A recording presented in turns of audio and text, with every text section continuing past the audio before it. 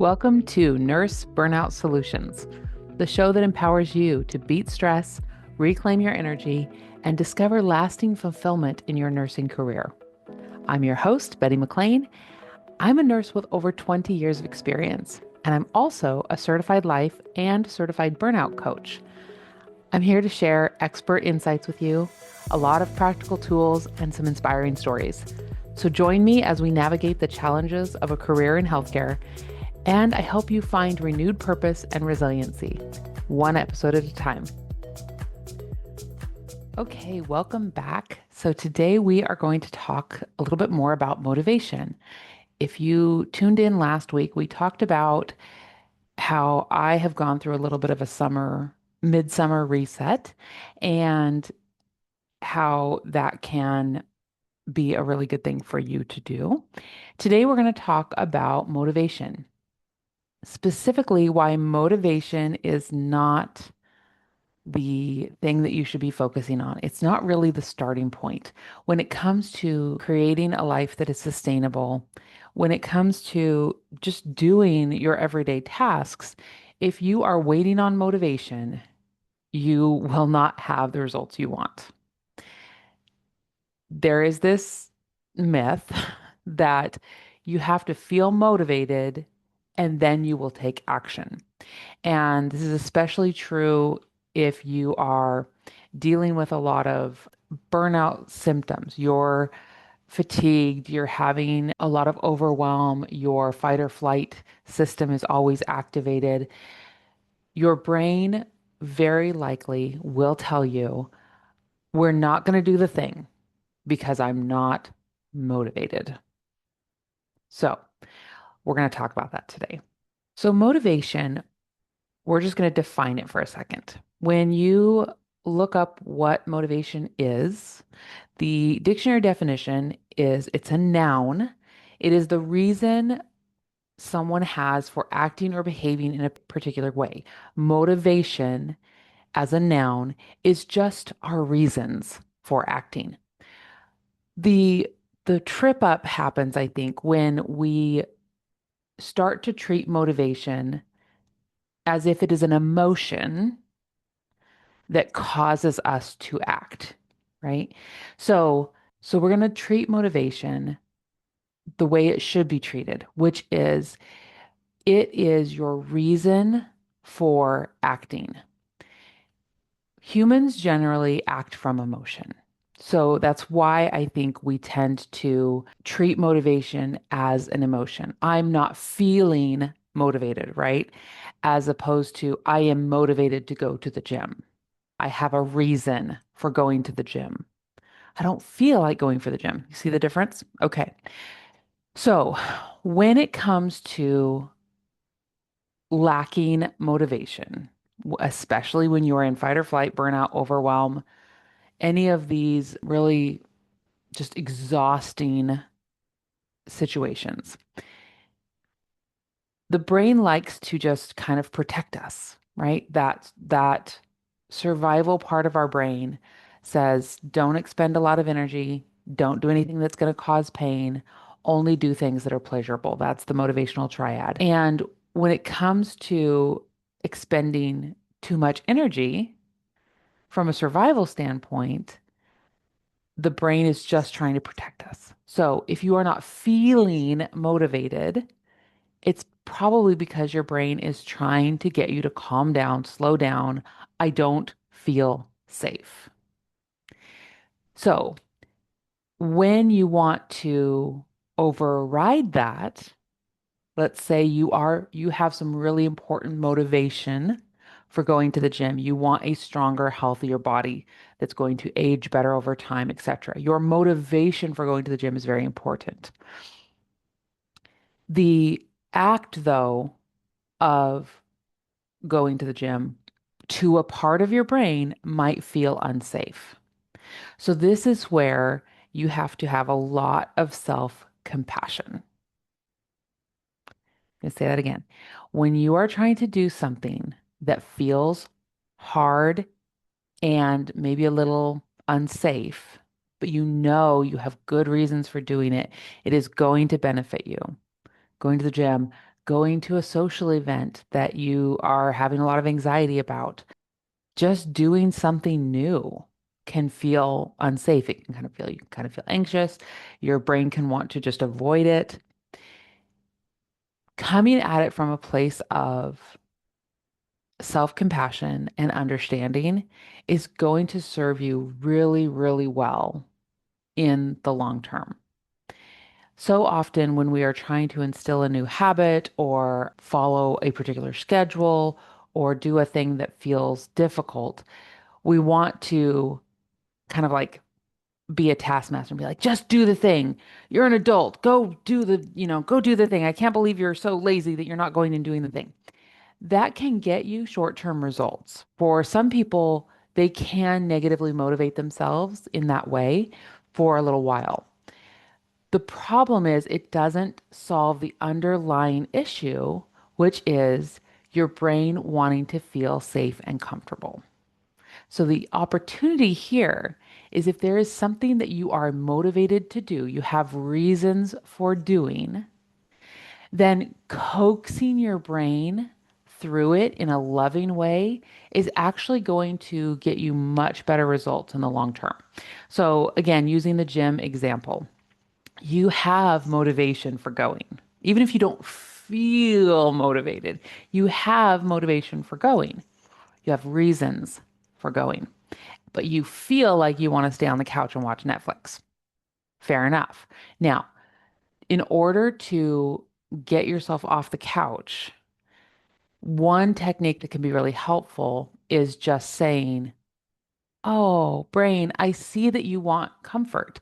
I see that you want to sit on the couch because it's more fun and it's more entertaining and it's not as hard and you're not going to get sweaty. Like, I see all your reasons for wanting to sit on the couch. And we can do that in a little while, but we're going to go ahead and go.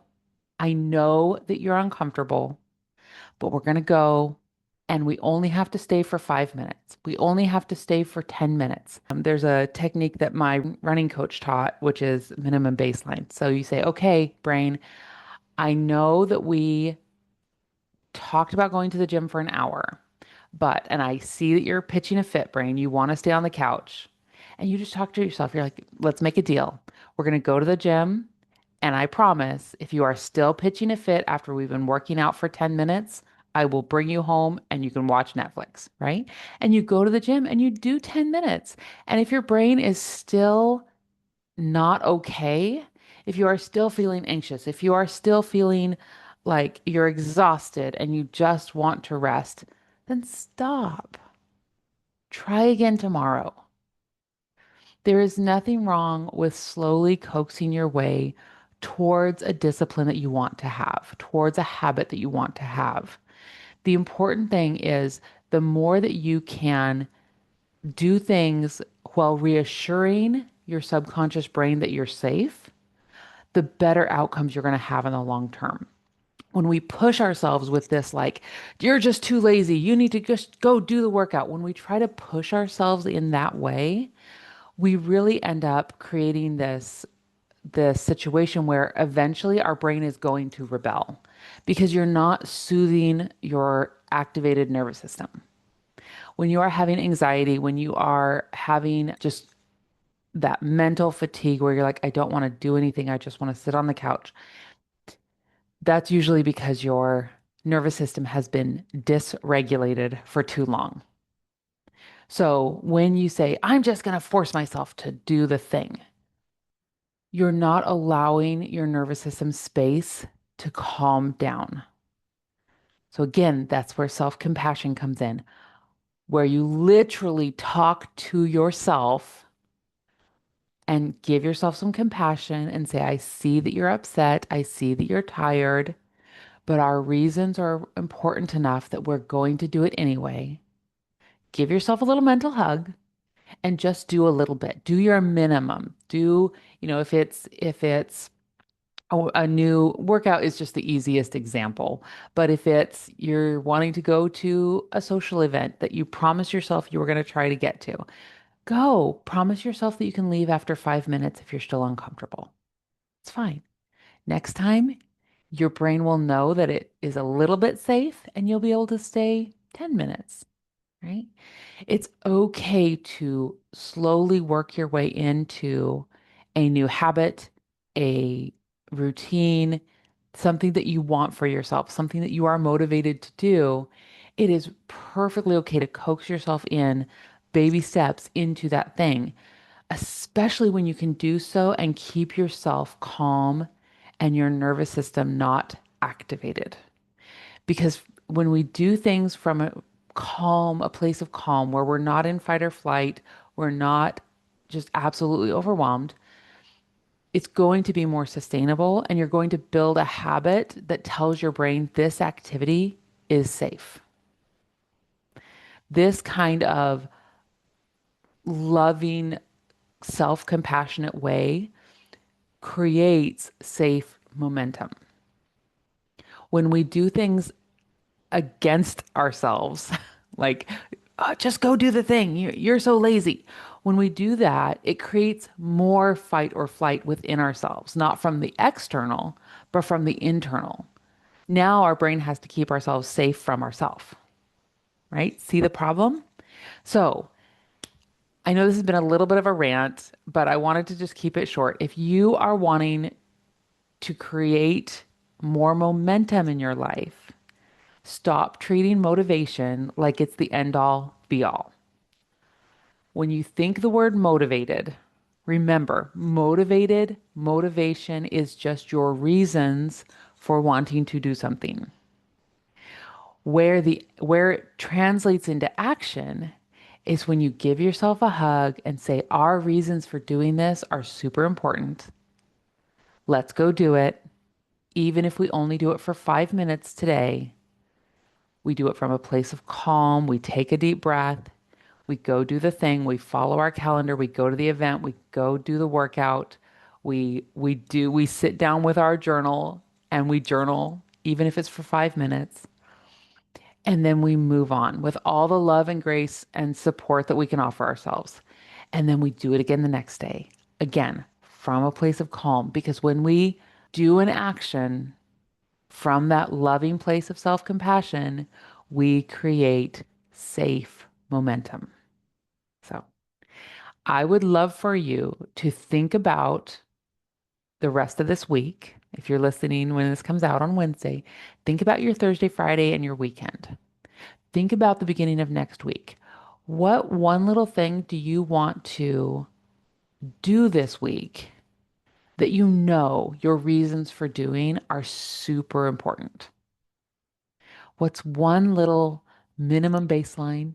What's one little thing that you can do? If it's going for a walk a couple of times this week, can you put your shoes on and walk down the block and back? Can you get your brain calm enough to do that? Because the motivation's there, your reasons are there. And once you start acting, the emotions will follow.